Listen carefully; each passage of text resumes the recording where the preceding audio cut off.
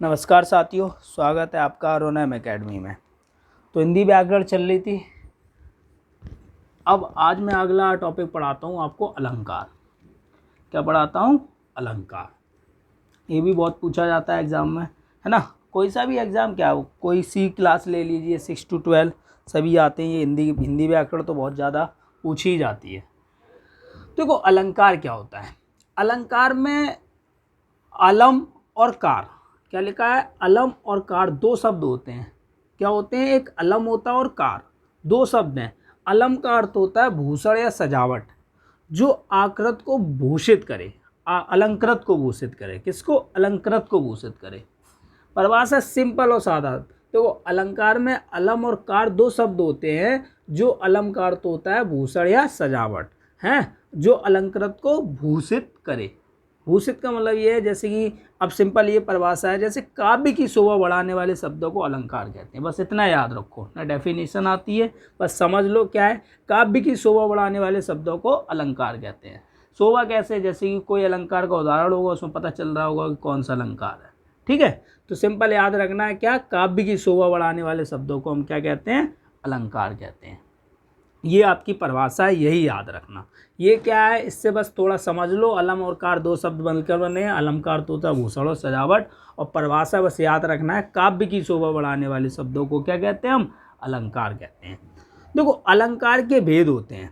आपने अलंकार के मुख्यतः दो भेद होते हैं। एक होता है शब्दालंकार, ठीक, और एक होता है अर्थालंकार। एक तीसरा होता है उभयालंकार। ये ज़्यादा पूछा नहीं जाता, इस पर ज़्यादा ध्यान देना भी नहीं है। दो याद रखना, एक होता है शब्दालंकार और एक होता है अर्थालंकार। शब्दालंकार ये होता है कि किसी कविता में शब्दों के प्रयोग कोई चमत्कार या सौंदर्य हो जाए, शब्दों के द्वारा हो रहा हो। किसके द्वारा हो? शब्दों के द्वारा हो, तो वो शब्दालंकार होगा। मतलब कोई काव्य होगा या सब कविता होगी, वो शब्दों के माध्यम से चमत्कार कर रहा होगा और सौंदर्य कर रहा होगा, वो शब्दालंकार हो जाएगा। अर्थालंकार ये होगा कि अर्थ में समृद्धि और चमत्कार उत्पन्न हो।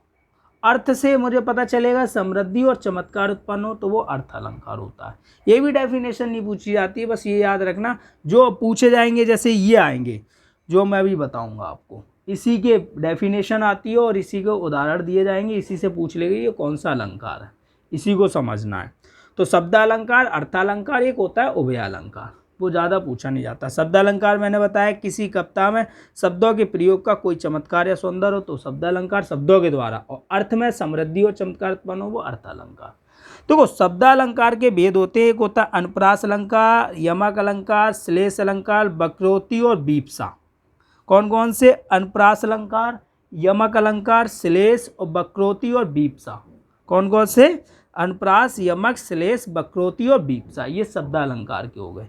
अर्थालंकार के होते हैं उपमा, रूपक, उत्प्रेक्षा, अतिशयोक्ति, अनियोक्ति, ठीक है, अप्रस्तुत, प्रशंसा, संदेह, भ्रांतिमान, दीपक, विभावना और विरोधाभास। ये आपके हो गए अर्थालंकार के। कौन कौन से? उपमा, रूपक, उत्प्रेक्षा, अतिशयोक्ति, अनियोक्ति, अप्रस्तुत, प्रशंसा, संदेह, भ्रांतिमान, दीपक, विभावना और विरोधाभास। तो ये हो गए आपके अर्थालंकार के भेद। इसमें जो ज़्यादा पूछे जाते हैं मैं वही कराऊंगा। आज बस मैं इतना ही रखता हूँ कि अलंकार की परिभाषा और अलंकार के भेद। कल मैं एक एक आपको बताऊंगा कि अनुप्रास क्या होता है, यमक, श्लेष, सब की एक एक डेफिनेशन और उदाहरण बताऊंगा कल से। ठीक है, तो मैंने क्या क्या बता दिया। अलंकार की परिभाषा, काव्य की शोभा बढ़ाने वाले शब्दों को अलंकार कहते हैं। इसके दो भेद, मुख्यतः दो भेद होते हैं, शब्द और अर्था। एक तीसरा उभय अलंकार मान लिया जाता है।